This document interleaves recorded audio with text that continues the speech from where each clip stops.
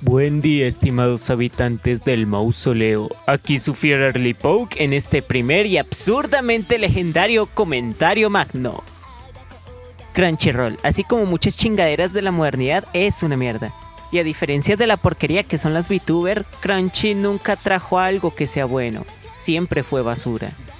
Como cuando era un sitio ilegal no lo conocían ni en su casa, para cuando se volvió un sitio legal, inmediatamente empezaron los problemas. Hipocresía con su mensaje ignorando su pasado, dar una miseria por los derechos de distribución de los animes, ser progresistas, etcétera, etcétera. En fin, pura mierda. El asunto es que, recientemente, Crunchy Cancer lo volvió a hacer, es decir, volvió a quedar en ridículo, esta vez con los subtítulos del anime de las nalgas de toro, en donde se daban libertades para inventarse un putero de cosas cringy, al punto de querer hacer pasar a cosas como sas, como si fueran parte del vocabulario angloparlante. Y tras esto, un anon de internet bajo el nickname de Wyatt expuso en Twitter lo pendejísimos que estaban los subtítulos de esta cosa. Esto llamó poderosamente la atención a los solitarios enfermos putakus consumistas conformistas, los cuales se ardieron con el thread, sacando la mar de excusas sin sentido y no entendiendo lo que el gran Wyatt exponía sobre Crunchy siendo cagada. El spam masivo de los enfermos fue a tal grado que, en un giro inesperado, Wyatt literalmente puteó a la clase de trastornados mentales que más presente se hizo en la masa de palurdos que se ardieron. Estos siendo, como no, putos huevos progresistas. Y esto fue lo que expuso al Wyatt como alguien que, si bien ha recibido Touhou pastillas, más adelante mostraría que, para conocer la realidad del todo y las cosas como son, le falta mucho, pues dijo explícitamente que no nos quiere defender a nosotros los fans de Touhou. Volviendo al transcurso de los hechos, la primera puteada a los enfermos de la soga atrajo aún más la ira de estas bestias, a lo que Wyatt, como el gigachad en potencia que es, continuó haciéndoles sufrir, recordándoles la realidad que odian, los hechos que suelen censurar e ignorar, y el asunto continuó para largo. Expuso al monstruo responsable de que esta tendencia existiera en primer lugar, y expuso el infierno que viven las personas que se operan por culpa de haber sido lobotomizadas con mentiras y propaganda. Tras la omega chinga que le dio Wyatt a los del apartamento 41, aprovechando la gran cantidad de haters que tenía encima, nos recordó a todos la horrorosa vez en la que un grupo de negros secuestraron a un autista para putas torturarlo en Facebook Live, recordándoles a su vez a algunos anons de internet que este evento fue lo que los Touhou pastilló en primer lugar.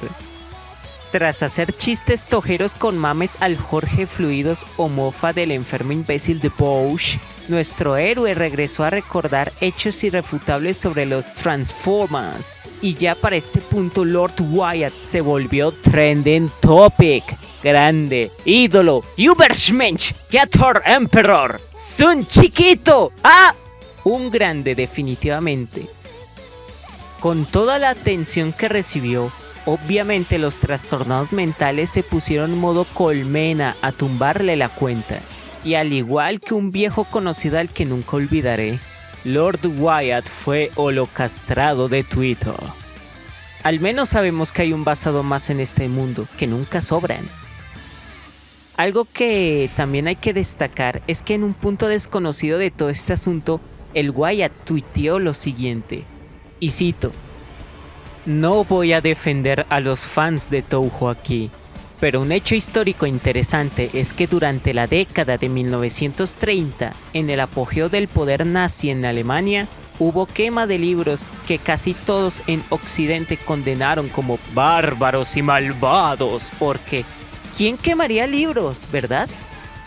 Sin embargo, perdido en la historia está el hecho de que muchas de estas quemas de libros no fueron como liquidar bibliotecas de los clásicos como estamos enfrentando ahora, sino que en realidad fue un ataque dirigido a un tipo llamado Magnus Hirschfeld, que dirigía un grupo llamado Institut für Sexualwissenschaft. Este hombre fue a todos los rasgos la persona que inventó el transgénero como una cosa entre comillas científica real, en lugar del fenómeno cultural sexual que en realidad es. Murió en Francia a los 30 años y la ideología permaneció inactiva durante décadas, hasta el fallo de la Corte Suprema de 2010.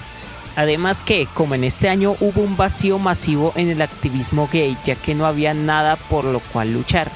Es por eso que puede verse que el renacimiento del transgénero se correlaciona directamente con 2010. Lo que nos lleva a nuestra estrella principal, Jazz Jennings, quien comenzó en un reality show de televisión y que ha sido arrastrado a los programas de entrevistas diurnos como El Niño Trans antes que nadie.